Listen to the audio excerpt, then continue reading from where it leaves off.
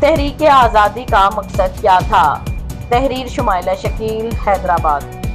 قائد اعظم اور علامہ اقبال کی قیادت میں مسلم لیگ کی تحریک تقسیم ہند کے نام سے چلتی رہی، جس کا اختتام قیام پاکستان پر ہوا۔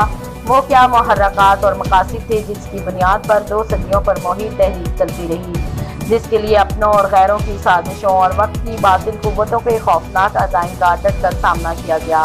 تاریخی تناظر میں اس کا مختصر اور جامع جواب 2 قومی نظریہ اور ہندو مسلم تہذیب کا ٹکراؤ تھا۔ مسلمان ایک لمبا عرصہ بلا شرکت غیرے اس خطے پر حکومت کو کرتے رہے، یہاں تک کہ 1601 میں انگریز نے ایسٹ انڈیا کمپنی کے عنوان سے اپنے منحوس قدم برصغیر کی زمین پر رکھے۔ سلطان اورنگزیب عالمگیر کی وفات کے بعد آہستہ آہستہ مغلیہ سلطنت کمزور پڑتی گئی۔ ایسی صورتحال میں مسلمانوں کے 3 بڑے دشمن سامنے آئے: مرہٹے، سکھ اور انگریز۔ پھر یہاں ہی سے جنم لیا اس عظیم شان اور 200 سالہ طویل جدوجہد نے، جسے تاریخ نے تحریک آزادی کے نام سے محفوظ کیا۔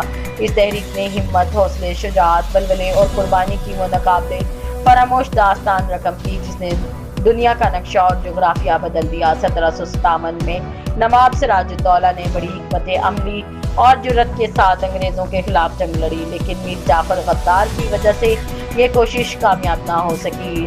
نواب سراج الدولہ شہید ہو گئے اور بنگال، بہار اور اڑیسہ میں انگریزوں کی حکومت قائم ہو گئی۔ 1761 میں افغانستان کے بادشاہ احمد شاہ ابدالی نے دلی کے نامور عالم دین حضرت شاہ ولی اللہ محدث دہلوی کے خط لکھ کر دعوت دینے پر پانی پت کے میدان میں مرہٹوں کو شکست دے کر ہمیشہ کے لیے ان کی کمر توڑ دی۔ مسلمانوں کے خلاف تیسری بڑی قوت سکھوں کی تھی۔ سکھوں کے خلاف پہلی اسلامی تحریک سید احمد شہید نے چلائی اور پشاور میں اسلامی حکومت قائم کر کے کسانوں کو سکھوں کے مظالم سے نجات دلائی۔ شاہ ولی اللہ محدث دہلوی سے لے کر علامہ اقبال اور قائد اعظم تک چلنے والی اس تحریک آزادی کے 3 واضح مقاصد تھے: انگریز سے نجات، رام راج سے چھٹکارا اور ایک ایسی مملکت کا قیام جو مسلمانوں کی حفاظت اور ایسے قلعے کا کام کرے کہ جہاں سے اسلام دوبارہ قوت حاصل کر سکے۔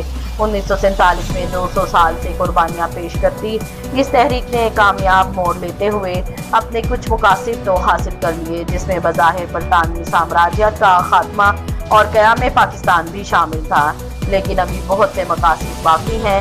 گویا کہ جب تک تمام تر کا مقاصد حاصل نہیں ہو جاتے، یہ تحریک جاری رہے گی۔